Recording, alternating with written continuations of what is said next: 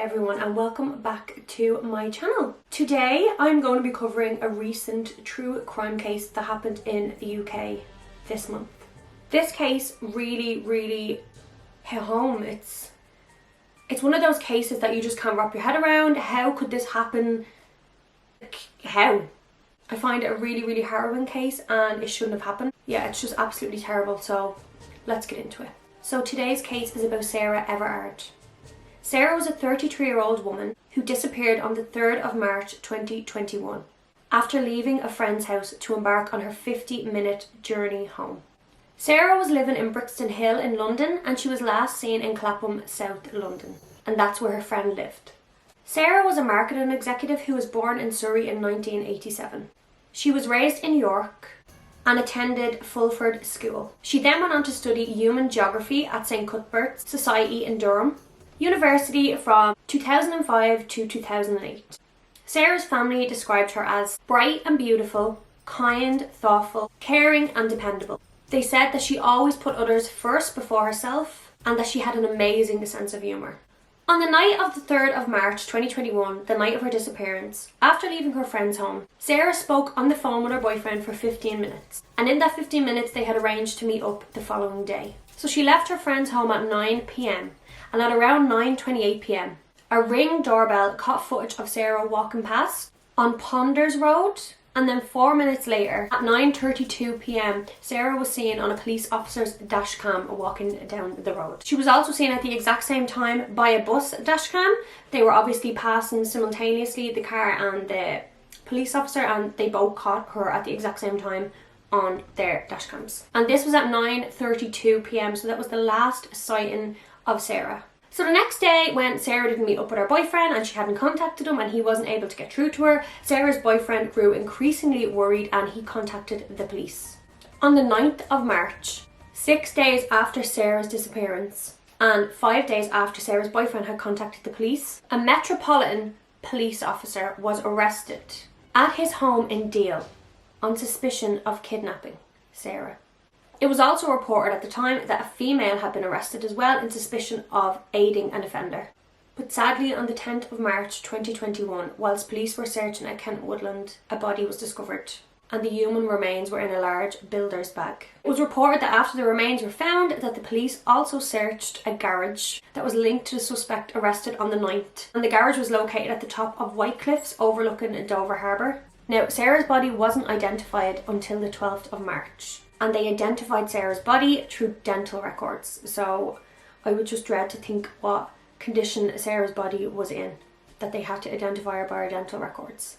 When the body was discovered initially, the man in custody, who was called Wayne Cousins, a 48-year-old Metropolitan police officer who was already arrested on suspicion of kidnapping, was then rearrested on suspicion of murder. And the woman who was initially arrested in suspicion of assisting an offender was released without charge. And this woman was identified as Cousins' wife, Elena, who was originally from the Ukraine, but had moved to England some years ago and had married Wayne, and they actually had 2 kids together. So it's been reported that Wayne Cousins actually joined the Metropolitan Police Force back in 2018. He was assigned to the Parliamentary and Diplomatic Protection Branch. And this branch is basically responsible for uniformed protection of diplomatic premises and government premises as well. Wayne Cousins was actually accused of exposing himself to female staff in a McDonald's in South London on February the 28th, 2021. So literally just a couple of days prior to Sarah's disappearance. This exposure incident was captured on a closed circuit television. So let's talk about how Wayne Cousins was initially considered a suspect for kidnapping Sarah before they had even found her body and then rearrested him on suspicion of murdering Sarah. So on the 3rd of March 2021, the day of Sarah's disappearance, Wayne Cousins had finished his shift at 8 p.m. at the United States Embassy in 9 Elms, Wandsworth, London. A car that was linked to him was allegedly spotted on a motorist's dashcam near to where Sarah was last seen. So near to where Sarah was last seen by the police car and the bus dashcam footage at 9:32 p.m. It's been reported that while Cousins was in police custody on the 11th of March 2021, he was rushed to St George's Hospital with head injuries after he was found alone in his cell at Wandsworth Police Station.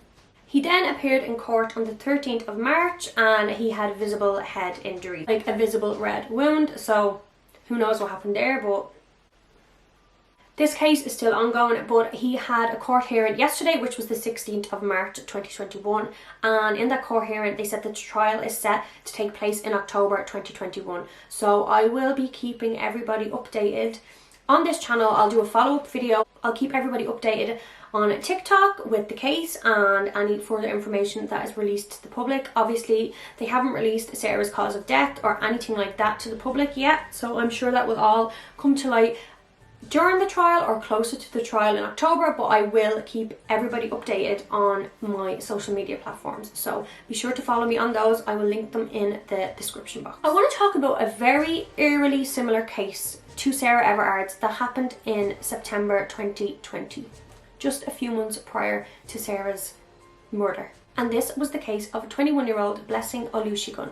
Blessing was a business student from southeast London, and she was staying in Bexhill, East Sussex, for a week for her work placement. CCTV footage last caught Blessing walking towards the beach at 1 AM. Her boyfriend says that he was on the phone to her at the time and she told him to stay on the phone, don't hang up the phone, as she walked towards the beach, and that was it. It doesn't actually say whether she hung up, whether he hung up, what happened, but that was just the statement that her boyfriend gave.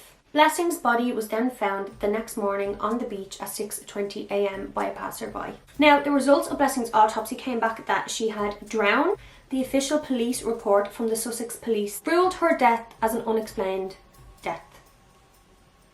So, very, very contradicting evidence here from the police force saying one thing and then the autopsy saying another. Like, very, very strange. Of course, as you know now, there are lots of similarities between Blessing's case and Sarah's case. They were both walking alone at night. They were both on the phone to their boyfriends before they died. There are big, big differences in how these two cases were handled. I personally never even heard about Blessing's case until the Sarah Everard case came to light, and then I heard people talking about it. I see people talking about it on social media, so I thought that I would look into it because I wanted to know more about what happened to Blessing. Blessing's case obviously gained very little media attention. Sarah's case caused national protests, and these protests were in regards to women's safety and how safe is it for women to walk alone at night.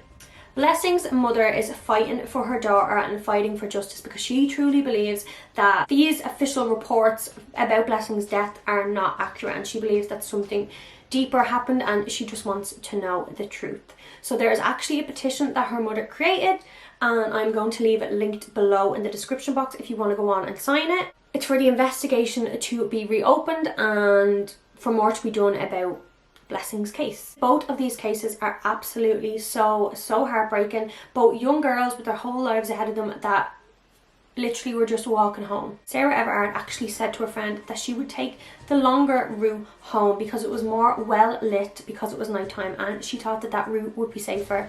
And then she was murdered by a police officer. How does that even happen? It shouldn't have happened. We should all feel safe to be able to walk wherever we want at whatever time without worrying if someone is going to murder us. And that's the long and short of it. It's terrible.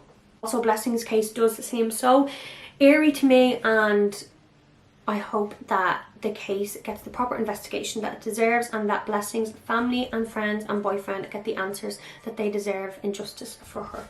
I'm going to leave it there today. I have linked the petition below in my description box and my social medias if you want to go and check them out as well. Don't forget to like this video, comment your thoughts down below, subscribe to the channel and hit the notification bell if you want to see more videos, and I will be back very, very soon. Bye.